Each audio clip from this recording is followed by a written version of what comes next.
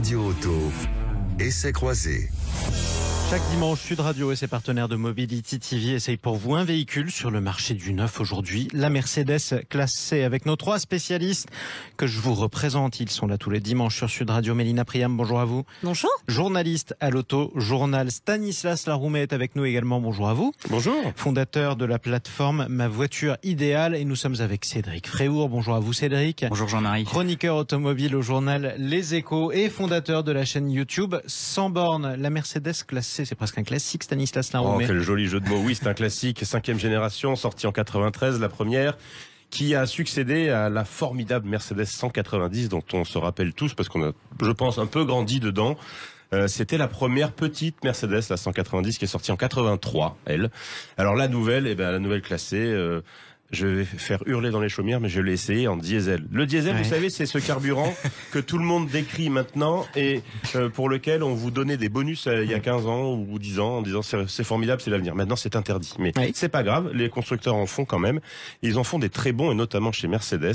J'ai fait 600 km d'autoroute. J'ai fait 6,7 litres de moyenne. Mhm. Alors, je vous dirai pas à quelle vitesse j'ai roulé, mais voilà, je pense qu'on peut Il y a descendre. moyen Qui de est faire d'autant moins. plus remarquable Je pense en fait. qu'on peut faire 5 litres sans problème. Vous faites plus Donc, de la- 1200 km avec un plein.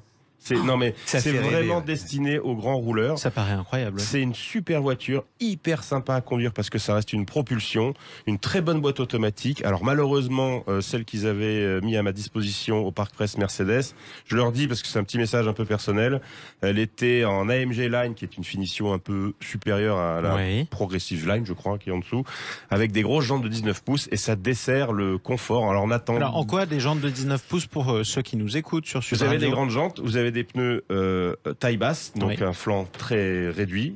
Du coup, il n'y a pas d'amortissement, si vous voulez, du pneumatique. Ça secoue. Et donc ça secoue surtout en ville. Après sur autoroute, il n'y a aucun problème évidemment. Et c'est d'un silence, mais c'est incroyable. Pour un diesel. On a Pour un l'impression diesel, d'être non, en mais électrique même alors que c'est un à diesel. vitesse stabilisée, on n'entend pas un bruit d'air et pas le moteur du tout. Non, Et c'est ça vraiment. reste la qualité allemande, il faut quand même le C'est dire. très bien construit, l'ergonomie est parfaite. Alors il y a beaucoup de boutons, beaucoup d'écrans, mais Les écrans sont géniaux, Attendez, Stanislas. incroyable. Ouais. Vous m'avez dit ergonomie parfaite et beaucoup d'écrans, beaucoup de boutons. Mais oui, mais parce que encore une fois, quand on prend une voiture 24 heures pour l'essayer, on n'a pas le temps Non. de De tous essayer. s'habituer Oui, c'est complètement à l'environnement intérieur. Mais c'est quand la c'est vie sa que vous avez voiture, choisi, Stanislas, effectivement.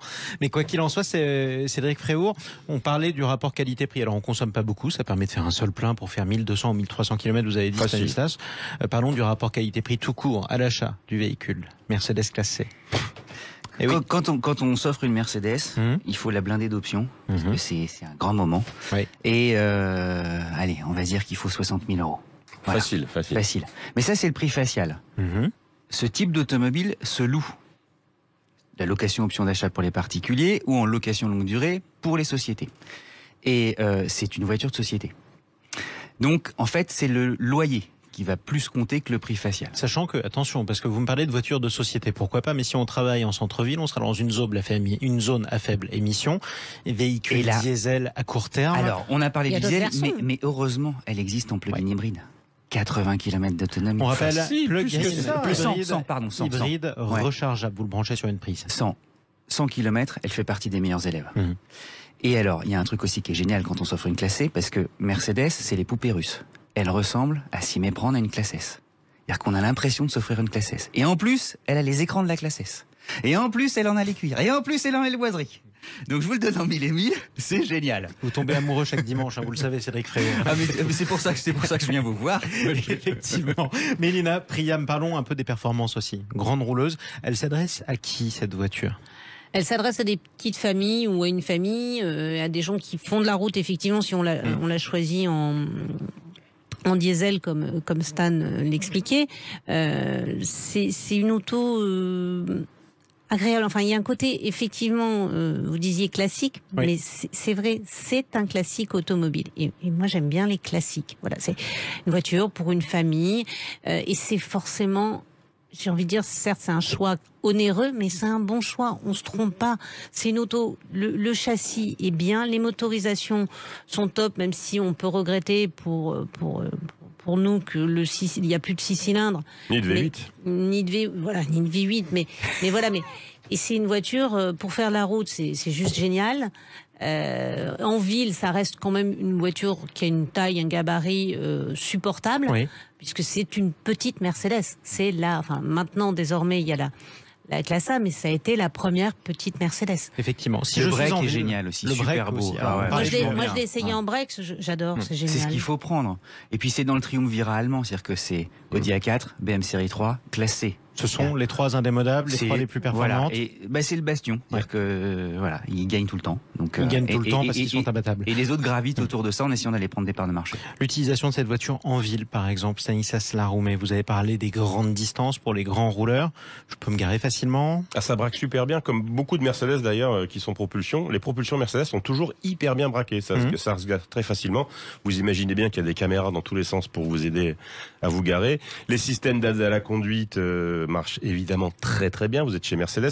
Vous savez, le slogan de Mercedes à une époque, c'était The Best or Nothing, le meilleur sinon rien. Oui. Et ben c'est un peu le cas. Je trouve que c'est quand même un constructeur qui, on parlait d'Honda il y a pas si longtemps, va vraiment mettre beaucoup d'argent pour développer des systèmes de sécurité, des moteurs, etc. qui sont très bien. Alors attention toutefois, un petit grief sur la version que j'ai essayé, donc une C220D, c'est l'attaque à la pédale de frein. Alors un petit peu L'attaque technique. à la pédale de frein. Voilà. Allez-y. C'est-à-dire que quand vous appuyez sur la pédale de frein, ça mord trop fort.